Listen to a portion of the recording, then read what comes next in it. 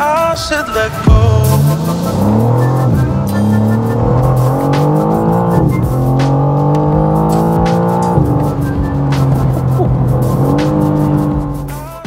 The M4 needs no introduction, but in case you didn't know, this is the 2021 G82 M4 Competition. It has around 503 brake horsepower with 650 Newton meters of torque. With this being a Motec car, it's going to have a few tasteful mods, such as the 10x20 fronts and 11x21 rear MW2 wheels in brushed titanium. It's also running Maxton side skirts, a GTS black splitter, a Remus OPF exhaust system and 30mm H&R springs. Now this, with 503 brake horsepower and 610 Newton meters of torque, it makes the previous M4 feel like it's got a black box on it. The F82 M4 had 424 brake horsepower, the Comp 444, the CS had 454, and the GTS was 493. This just comes in and says, you know what guys, I'm going to poo all over you.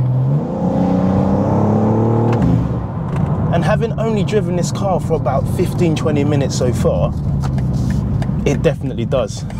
So now where the M4 really begins to win is probably on this interior, and one thing I can say about the interior, having driven it, is that these magical things over here are absolutely spot on. They hug you. I was a bit curious about this little thing over here, but it definitely serves a purpose. I don't think the carbon is actually needed, but the way that you've got the separator for your left and your right leg, it gives you a lot more space and obviously stops the chafing if you do enjoy a cheeseburger or two.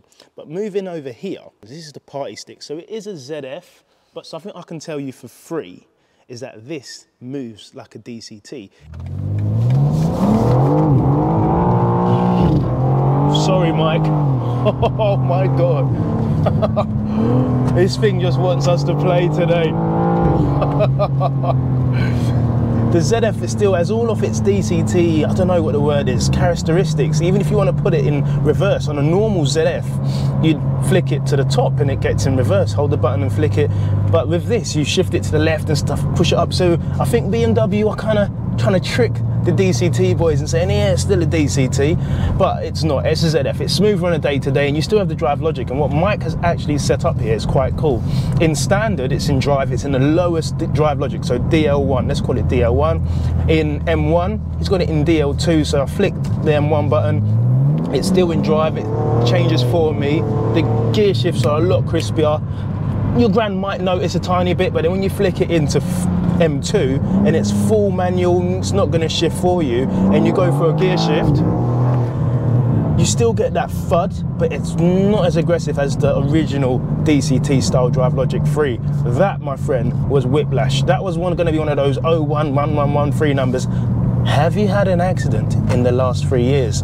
You're going to get one of those phone calls, 100%. Funny enough, this car was always frowned upon. Look at the grills, look at the grills. Now all of a sudden, the M4 CSLs come out, the M3 Tourings come out, and everyone's, oh, it's lovely. Can I get one, Tony? Motec, could you make it look nice, please?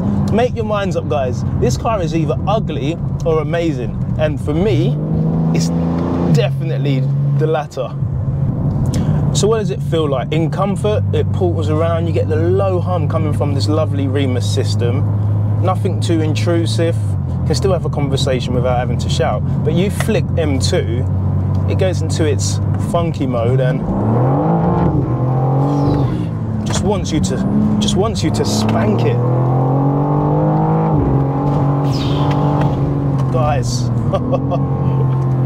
this is next level. Something you hear quite a lot, especially when you're in the manual mode and you can control the gear shifts, is if you labour the engine a bit. So say we're here and we're in gear 3 instead of gear 2, and I squeeze it, you get this lovely induction sound. And then oh guys,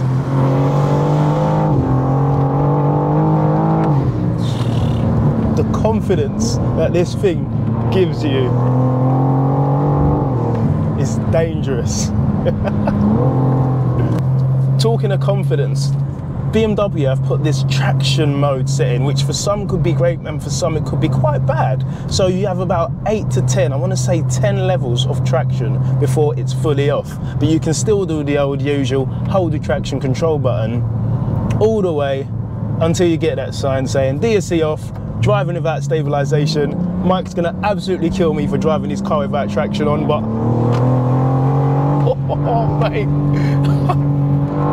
It's made for it, mate. Sorry, Mike. Traction staying off. Because this thing really wants to turn once all the aids are off. And if you've been in the car, get ready to sell your house or remortgage and give Mike about £90,000. Mate, this thing is a weapon.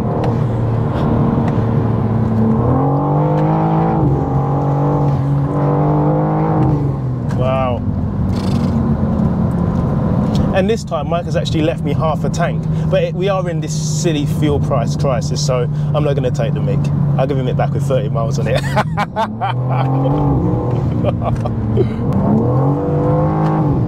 So guys, overall impressions, the sound from this induction, the Remus box,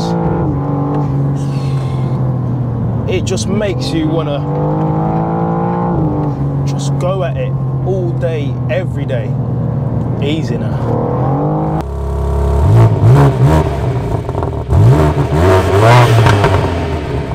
An area that I could look to improve, I don't know, something that Mike has actually showed me when we did go out in it previously is the doors. It's nothing you can improve on, but the doors are quite long, so if you did pull up to say Tesco or Sainsbury's and you wanted to get your passenger out of the car, unless your passenger is called Slender Man, the door's not going to open wide enough for them to get out of the car. So you've got to always look, and most people would if you owned a car like this anyway, to park somewhere where you can get the door fully open. Because if you park in a normal car, but somebody on your left or your right, it's going to be a little bit of a sticky one still. Look at this thing rotate, man. It's a thing of beauty. Please give it a thumbs up, because I know I will. Subscribe if you're new to the channel, and I'll see you in the next one. Stay blessed, and I hope you're having a great weekend. Take care.